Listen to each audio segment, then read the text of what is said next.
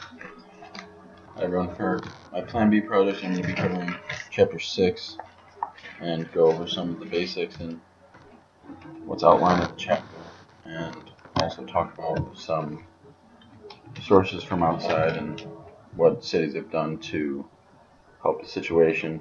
So the chapter is about building cities around people, again, rather than around automobiles. And that is the initial challenge, is the world's large cities are facing a challenge. That is that they've been built around people or around automobiles rather than people.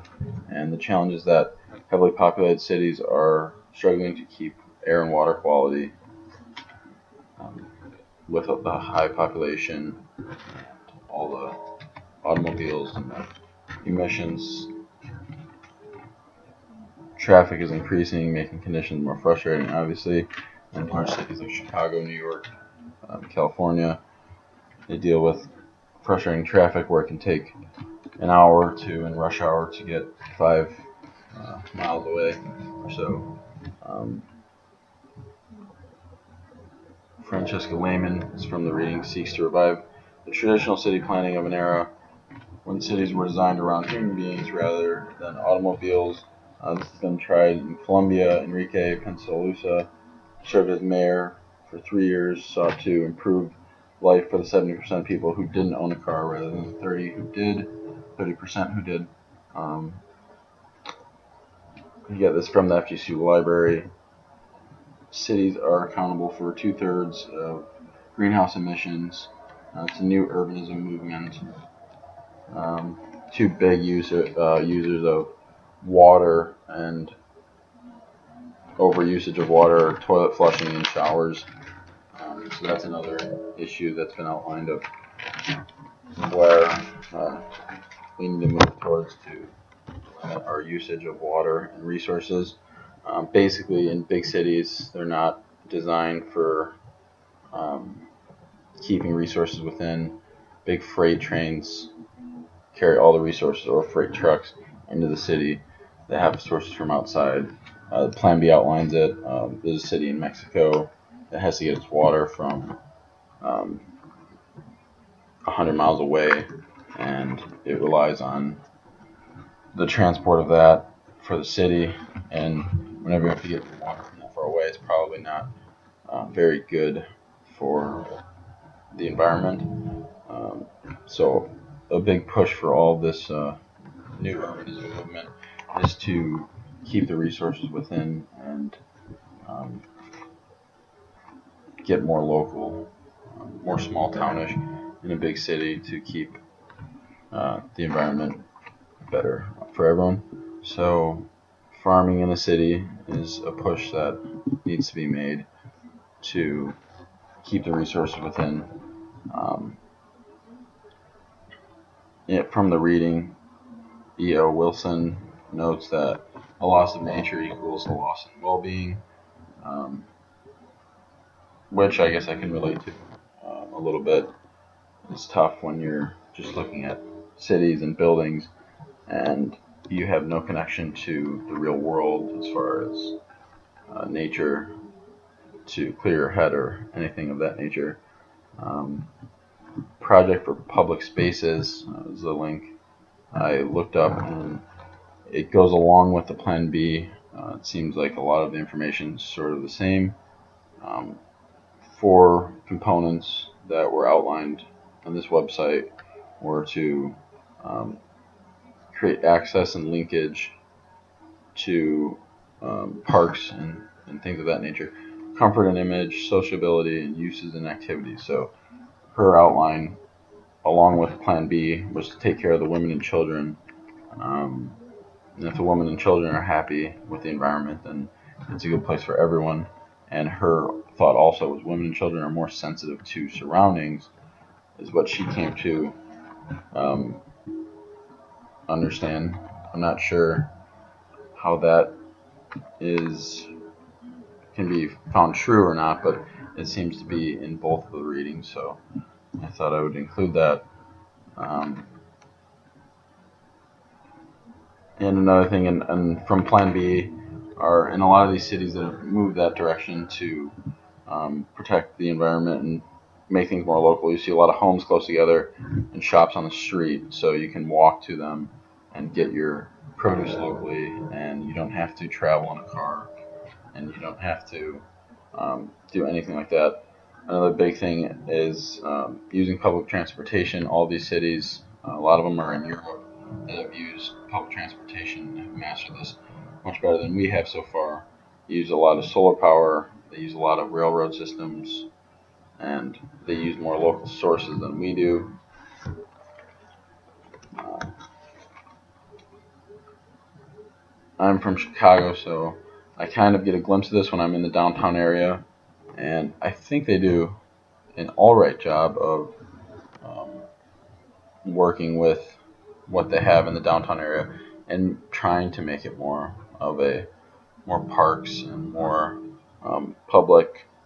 Um, how do I say this? More basically putting the nature back into the city, which you get a lot with the Chicago River runs through it, and you have the Bean for like touristy areas, and the park right in the downtown area. There's a park just out in the outskirts of the city. But I did a drawing. It's not the best, but I think it kind of outlines 4 touch points that Plan B and other sources seem to talk about for big cities to help them. So if we have, um,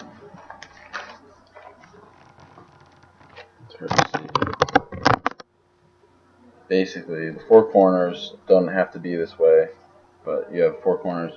I've done 2 parks, a water treatment facility, and an urban farm. And then you have the metropolitan area, big buildings, what have you, and then a railway going straight through the middle, so you can get from the one area of the downtown to the other, and there really is no excuse to not either bike or use the railroad system slash buses and move away from the cars.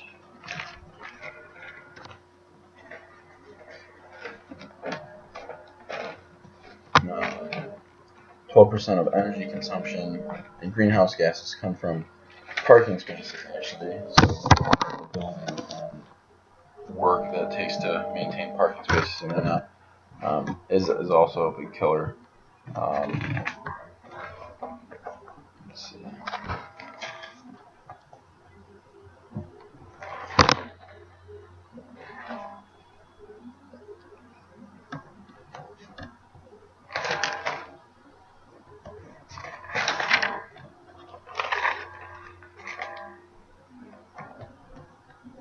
Around this area of Florida, definitely, I would say, just from personal experience, I think down here, well, for one, I think the population will probably need to grow before these tactics work. And then another thing too is down here, it's all housing developments separated from everything else. So you basically need to own a car down here more than you would in a larger city like Chicago and New York, because if you're in the downtown city of New York, you can bike and get food, albeit not probably local or fresh, but you can get food wherever, and you can bike, use the subway system, get to your job however you need to be. Down here, I work 35 miles away from my job, and I live in a gated community for the last 2 years. And then before I lived on campus, I think campus is going in the right direction. You see the freshman housing areas, and they have the multiple stories where everyone's living in the same place, and then all the resources around them to not have to go very far, and trash compactors and things of those natures. So I think the university does a great job, but as far as this area of Florida goes, I don't think we quite do a good enough job down here to conserve resources. I think maybe in the downtown Fort Myers area you see it a little bit better because everything's so compacted and close together that people are forced to use local resources. But I don't think in the Estero, Bonita Springs, Naples area, especially, I don't see anyone using public transportation and or um, the need for it, I guess, since everything is so far away and spread out, and the housing communities are so distant from the markets and the shops and the produce departments and whatnot. So I think down here definitely needs a renovation of putting the resources closer to the homes, and in general it's tough because all of these country club communities are surrounded by a golf course that helps them sell real estate, and you have so many people in such a small place without any other resources, and you have to get everything from the outside. So I think it's kind of tough down here. I think bigger cities actually do probably a better job in the United States to get the resources closer to the people without them having to go as far.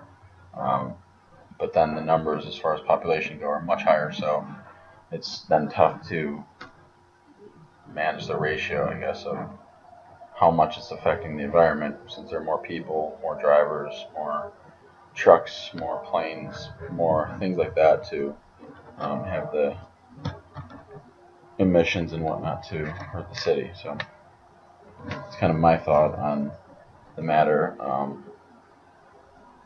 How do you, what is there to do to fix the problem of designing cities around people, or rather than automobiles?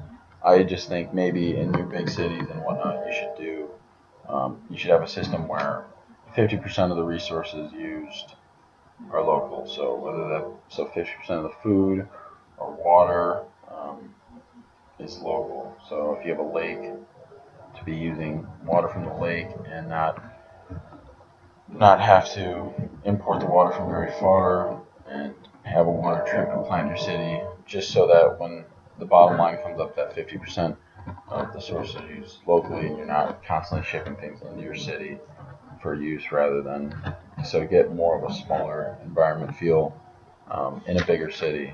Won't have to go quite as far for the resources and cut down some of the added problems. So it's kind of what I think on how that should go.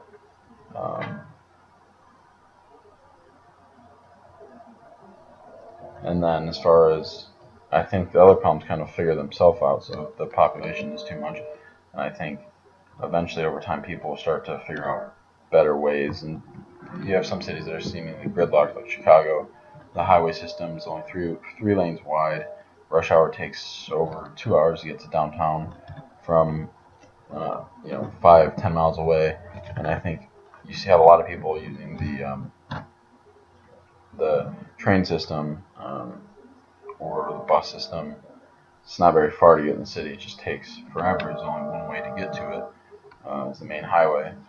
So you see a lot of people using the train system that runs right along with the highway, or the bus routes that go parallel to the highway as well. I think overall you just have more younger people be more willing to bike and use public transportation just to overcome the frustration.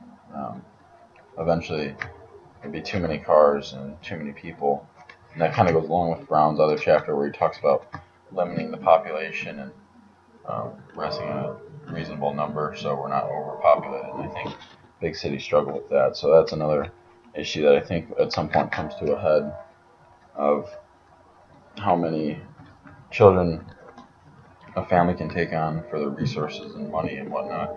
And I think eventually that'll stabilize based on just better decision making of starting families and whatnot. At least I think it should. So that's kind of my conclusion on where I think it should go. My sources.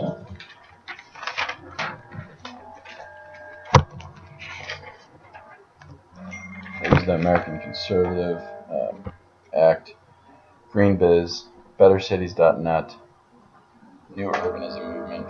I found an article at FGCU in the library, and it was written on making the cities more accommodate people rather than automobiles. And then earthpolicy.org, Ziptopia. Ziptopia is actually it's more of a service of using, it's like an Uber service. It cuts down on driving though, since it promotes carpooling and whatnot. But they also had some good stats on use in cities and cars and what they do to the environment. So, and then the National Water Database, I looked upon that to actually see what the numbers were, because I've always understood that larger cities have better water quality than, let's say, down here or smaller cities, and it's somewhat true. Texas actually, I think it was Austin, Texas had the one of the better, higher quality tap waters, less chemicals. I know Chicago is ranked around 17, New York around 15, but however much money goes into that rather than a smaller city is different discussion, which would probably make that up for the reason why it was better water quality. But yeah, that's my sources, and that's my outline and outtake of Chapter 6 and Plan B 4.0.